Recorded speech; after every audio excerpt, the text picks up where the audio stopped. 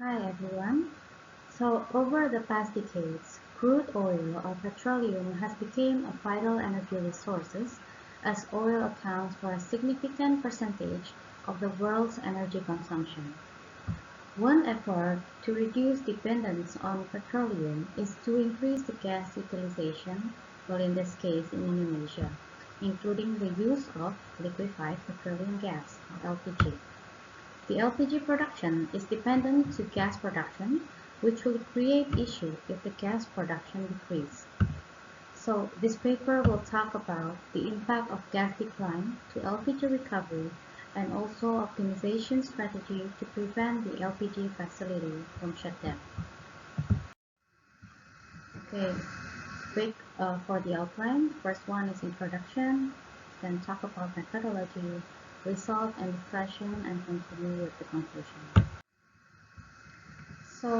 Although currently many countries are delving into the potential of renewable energy, the global importance of oil, or we can call it dependency of oil, still cannot be denied. The fossil fuels will remain to be the most important sources of global primary energy. So in this case, I put the numbers, like for oil accounting for 54.4% and 26.5% for natural gas, and around 20% for coal and other renewable energy, such as geothermal, hydropower, solar, and wind.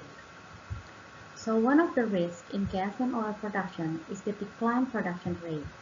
Production decline is classified as a natural occurrence which can have effect on the non-fulfillment of sales to consume. So the main causes of non-optimal production in well can be grouped into two.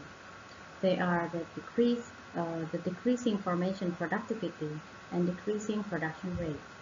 The LPG production is dependent to the gas production, which also will create issue if the gas production declines.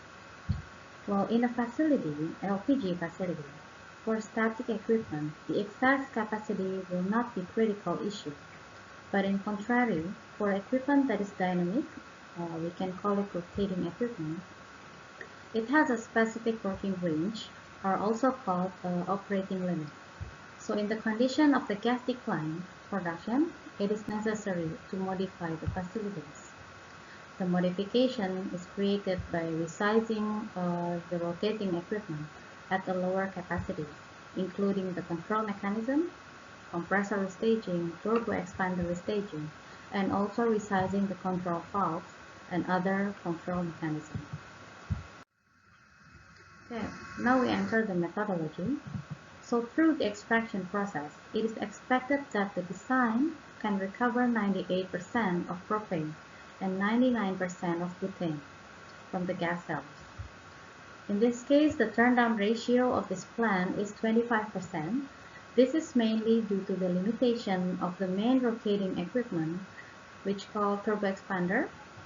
So the compressor residue inlet also has a turndown limitation that must be maintained so that the compressor can continue to operate. Figure number 1 shows the flow diagram of the LPG.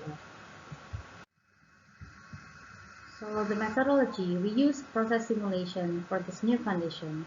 We use it by using Unisim to forecast the process parameter and result that the product from LPGF after compressor restaging. From Unisim simulation, the forecast shown comparison of turbo expander existing discharge temperature and after restaging can be seen in figure number 2.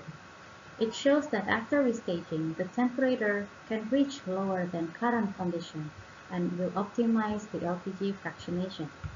The lower turbo expander discharge temperature will lead to get more higher liquid hydrocarbon, so the opportunity for getting higher propane plus liquid recovery will be bigger. So besides the temperature parameter, as shown in figure number 3, LPG yield after restaging is higher than existing LPGF.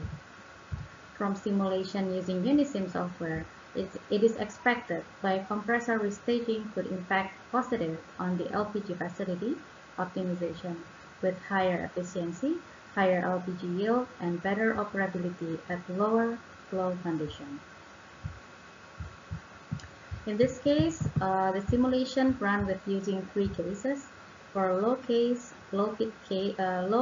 fit gas, it's around 40 mm. For the base case, we use 60 mm, and for the high case feed gas flow to LPGF is at 80 mm scuff per day. Now we come to the result and discussion. So the gas turbine compressor or GTC inlet residue compressor performance can be seen in figure number 4. It shows the inlet compressor performance curve with flow versus head. And continue with the ASP position taken from the uniformance.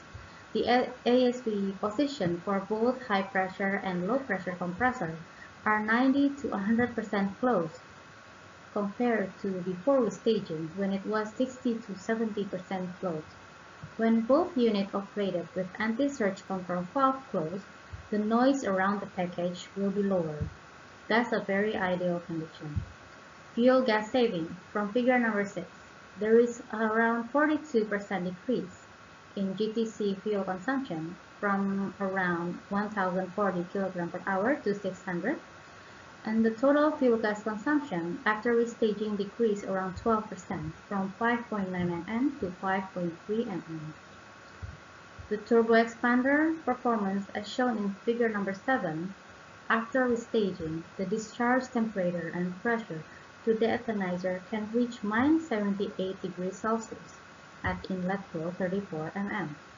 The LPG recovery and yield by restaging and optimization LPG recovery will increase. There is significant increase in propane recovery to around 85% compared to before restaging, which was 60%. And table number 1 shows the comparison of LPG recoveries before and after restaging. Now we enter the conclusion. Conclusion number 1. After the GTC inlet compressor high pressure staging, the inlet compressor can deliver higher discharge pressure with anti-surge valve is nearly in closed position.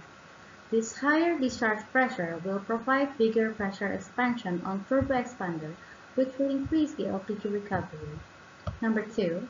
After the GTC residue compressor at low pressure staging, the residue compressor can deliver higher discharge pressure as well and provide a better margin for delivery pressure to consumer with anti-surge valve in nearly closed position.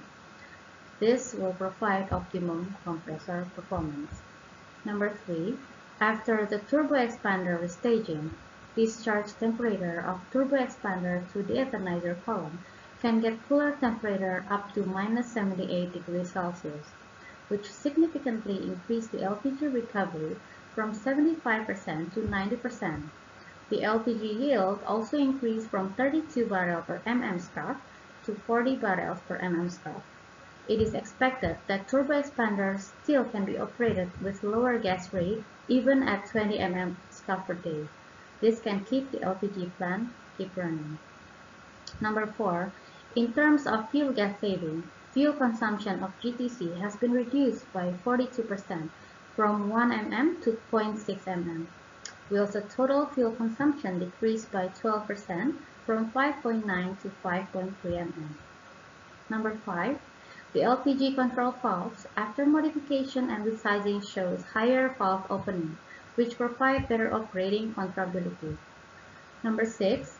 Opportunity in future increased production. The GTC anti-surge valve can be 100% closed and more chance for fuel gas saving. Well, the conclusion will close my presentation. Hopefully this paper can be useful for other fields that experience typical problem issues. Thank you for your time.